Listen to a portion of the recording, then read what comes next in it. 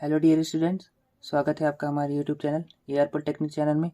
तो हमने पिछले वीडियोस में कुछ सवालों और बहुत सारी चीज़ों को देख लिया है। कई सारे टॉपिक हमने कवर कर लिए हैं। हम आगे आव्यूह यूनिट के अंतर्गत प्रतिलोम या व्युत्क्रम आव्यूह इन्वर्स मैट्रिक्स टॉपिक को पढ़ने वाले हैं। तो इस टॉपिक में क्या बोलता है, इसकी क्या परिभाषा है वो देख लेते हैं। माना कि एक आव्यूह ए है, ए आई जे एन क्रम के वर्ग आव्यूह है ना। तब आव्यूह ए के प्रतिलोम इन्वर्स का आव्यूह का अस्तित्व होगा। तब आव्यूह ए के प्रतिलोम इन्वर्स आव्यूह का अस्तित्व होगा यदि और केवल यदि आव्यूह ए एक व्युत्क्रमणीय नॉन सिंगुलर आव्यूह है, अर्थात mod of A not equal to 0। ठीक है ना।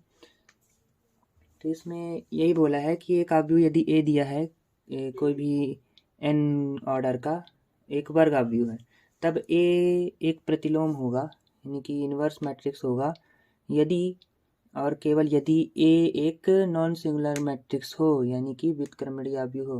मतलब ए का जब मॉड ऑफ ए निकालें हम तो उसका मान 0 ना हो। ठीक है ना, यही बोल रहे हैं। तो इसका सूत्र क्या है, A inverse equal to adjoint A upon mod of A. ठीक है ना। तो प्रतिलोम या व्युत्क्रम आव्यूह को ए इनवर्स से दर्शाते हैं। ठीक, और इसका सूत्र ये दिया है। अब ये कैसे आया, क्यों आया, इसकी बात हम यहाँ पर नहीं कर रहे हैं, आगे देख लेते हैं। तो प्रतिलोम आव्यूह के गुणधर्म, ठीक, ये है। तो प्रतिलोम आव्यूह का गुणधर्म क्या बोलता है कि पहला, यदि केवल वर्ग तथा व्युत्क्रमणीय आव्यूह का प्रतिलोम होता है। ठीक है ना। ये तो वर्ग आव्यूह हो और वह वर्ग आव्यूह कैसा हो, व्युत्क्रमणीय हो, मतलब उसका मॉड ऑफ ए करें तो 0 मान न आए। ठीक, तो उसका क्या होता है, प्रतिलोम होगा, है ना, इनवर्स निकलेगा।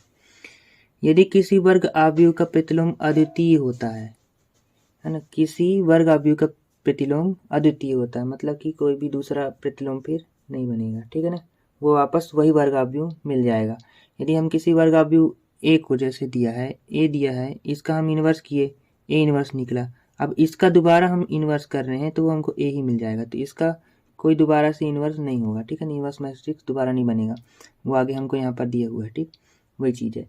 यदि ए तथा बी दो व्युत्क्रमणीय आव्यूह है, तब ए बी का इन्वर्स और क्या होगा, बी के इन्वर्स और ए के इन्वर्स के गुणे के बराबर होगा। ठीक, तो यही है कि ए बी का गुणा करो और उसका इन्वर्स निकालो, फिर वो किसके बराबर होगा, बी के इन्वर्स इंटू ए के इन्वर्स के बराबर होगा।